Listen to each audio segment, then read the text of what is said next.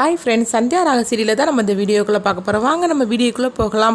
பத்மாவும் பார்வதி ரகுராம்கிட்ட சொல்கிறாங்க, இந்த மாதமே நம்ம மாயாவுக்கு சீனுவுக்கு கல்யாணத்தை வச்சிடலாம் அப்படிங்கிறாங்க. அப்போ ரகுராமும் சரி அப்படின்றதாங்க.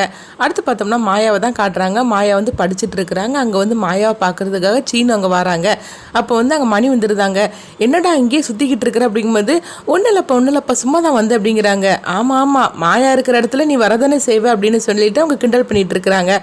உங்கள் ரெண்டு பேருக்குமே சீக்கிரமாக கல்யாணம் நடக்க போகுது தெரியுமா அப்படிங்கும்போது, அது தெரிஞ்ச விஷயம் தானப்பா அப்படின்னு சீனு சொல்கிறாங்க.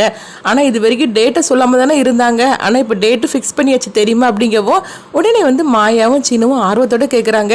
என்ன சொல்கிறீங்க மாமா அப்படின்னு மாயா கேட்கும்போது, ஆமாம்மா இந்த மாதத்துலேயே உங்களுக்கு கல்யாணம்னு சொல்லிட்டு முடிவு பண்ணியாச்சு. அது மட்டும் இல்லை, தனத்துக்கும் கார்த்திக்கு என்னைக்கு கல்யாணமோ அதே இதில் தான் உங்களுக்கு கல்யாணம் அப்படிங்கிறாங்க. இது கிட்டதுமே ரெண்டு பேருமே சந்தோஷப்பட்டுட்டு இருக்கிறாங்க. நீங்கள் சொல்கிறது எங்களால் நம்பவே முடியல அப்படிங்கும்போது, ஆமாம் உங்கள் பெரியப்பா தான் முடிவு எடுத்திருக்கிறாரு அப்படின்னு மாயாட்ட சொல்லவும் மாயாவும் சீனும் ரொம்பவே சந்தோஷப்பட்டு இருக்கிறாங்க. அடுத்து பார்த்தோம்னா சாருவை தான் காட்டுறாங்க. சாரு ரொம்பவே குழப்பமாக இருக்கிறாங்க. என்ன சித்தி இங்கே நடந்துட்டு இருக்குது, என்னுடைய கல்யாணம் நடத்த போறான்னு சொல்லி நான் நினச்சிட்டு இருந்தோம்னா, மாயாவுக்கு சீனுவுக்கு கல்யாணம் நடத்துறதுக்காக நீங்கள் ரெண்டு பேரும் ஏற்பாடு பண்ணிட்டு இருக்கிறீங்க, என்னதான் நடக்கு அப்படிங்கும்போது, அப்போ பார்வதி சொல்கிறாங்க, இங்கே பாரு உங்கள் ரெண்டு கல்யாணம் நடக்கிறதுக்காக தான் நாங்கள் பிளான் பண்ணி அவங்க ரெண்டு பேரும் கல்யாணத்தை நடத்துறதுக்காக நாங்கள் முடிவு செய்திருக்கிறோம் அப்படிங்கிறாங்க.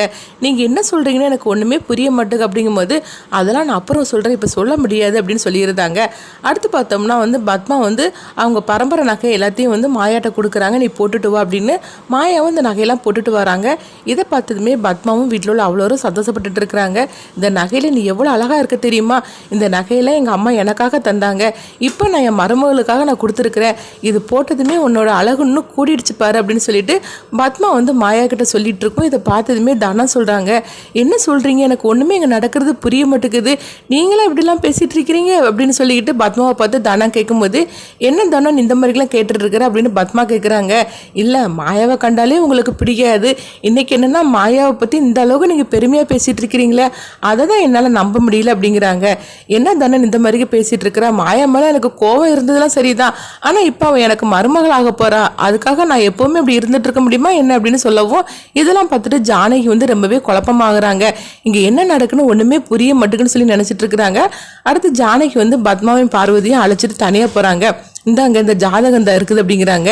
என்ன ஜாதகம் அப்படின்னு சொல்லும் போது, உண்மையை சொல்லுங்க, நீ சீனுக்கும் மாயாவுக்கு தான் கல்யாணத்தை நடத்த போறீங்களா அப்படின்னு பத்மாட்ட கேட்கும்போது, என்ன நீங்கள் இந்த மாதிரிக்கு பேசிட்டு இருக்கிறீங்க அப்படின்னு கேட்கும்போது, ஆமாம் ஜோசியர் இந்த ஜாதகத்தை கொடுத்தாங்க, நீங்கள் சீனுவுக்கு சாருவுக்கும் தானே ஜோசியம் பார்த்துருக்கிறீங்க அப்படின்னு சொல்லவும் கேட்டதுமே பத்மாவும் பார்வதியும் அதிர்ச்சி அடைகிறாங்க.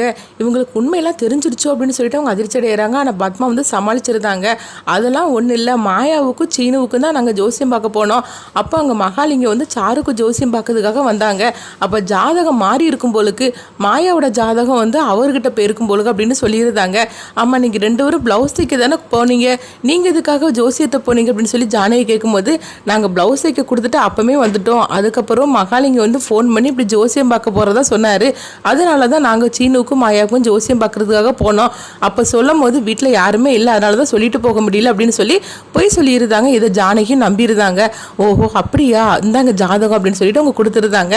அடுத்து ஜானகியும் ரகுராம்கிட்ட கேட்குறாங்க, என்னங்க திடீர்னு நீங்கள் இந்த கல்யாணத்தை உடனே முடிவு பண்ணிட்டீங்க அப்படிங்கும்போது, ஆமாம் எத்தனை நாளில் தான் நம்மளும் அவங்கள பிரித்து வைக்க முடியும், சொல்லப்போனால் அவங்களுக்கு நிச்சயார்த்தமாக நடந்துருச்சுல்ல, மாயாவும் சீனும் கல்யாணத்தை எதுக்காக தள்ளி போடணும், அதனால தான் பத்மா சொன்னதுமே அது சரின்னு எனக்கு பட்டுச்சு, நானும் ரெண்டு ஒரு கல்யாணத்தை ஒரே மடையில் நடத்திடலான்னு சொல்லி முடிவு பண்ணிட்டேன். ஆனால் பாரு உனக்கு ரெண்டு கல்யாணத்தை 2 நாள் வச்சுருந்தோம்னா 2 புடவை கிடச்சிருக்கும், இப்போ உனக்கு ஒரே புடவை தான் கிடைக்க போகுது அப்படிங்கும்போது, அப்போ இதை கேட்டுட்டு ஜானகி சிரிக்க ஆரம்பிச்சிருந்தாங்க. போங்க உங்களுக்கு ஒரே குண்டலாக தான் இருக்குது என்னை பார்த்து அப்படின்னு சொல்லி அவங்க சிரிக்க ஆரம்பிச்சிருந்தாங்க.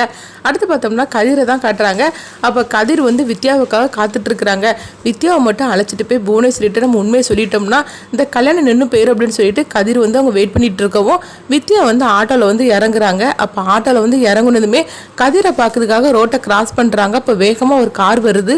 வித்யாவை இடிச்சு போட்டுட்டு அவங்க பாட்டுக்கு போயிருந்தாங்க. வித்யா பார்த்தோம்னா அப்படியே ரத்த வெள்ளத்தில் அவங்க ரோட்டில் கிடக்குறாங்க. இதை கொஞ்சமே எதிர்பார்க்காத கதிர் அதிர்ச்சி அடைகிறாங்க. ஐயோ உனக்கு என்னாச்சு வித்யான்னு சொல்லிட்டு அவங்க அதிர்ச்சி அடைகிறாங்க. அப்போ ஹாஸ்பிட்டலுக்கு அவங்க ஃப்ரெண்டு கூட அவங்க அனுப்பி விட்டுருந்தாங்க. அந்த காரை ஃபாலோ பண்ணிவிட்டு அவங்க நிறுத்தவும் அந்த டிரைவர் அவங்ககிட்ட தப்பிச்சு ஓடி இருந்தாங்க. போகும்போது பார்த்தோம்னா அந்த ஃபோனை கீழே போட்டுட்டு போயிருந்தாங்க. அப்போ ஃபோன் ரிங் ஆகுது.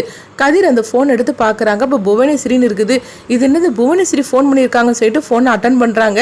என்னடா நான் சொன்ன மாதிரிக்கு அவளை இடிச்சு தூக்கிட்டியா அப்படின்னு புவனேஸ்வரி கேட்குறாங்க. இதை கேட்டதுமே கதிர் அதிர்ச்சி அடைகிறாங்க. இந்த மாதிரி தான் இந்த ஸ்டோரி எடுத்துகிட்டு போகிறாங்க. அடுத்து என்ன நடக்குன்னு சொல்லி நம்மளும் வெயிட் பண்ணி பார்க்கலாம்.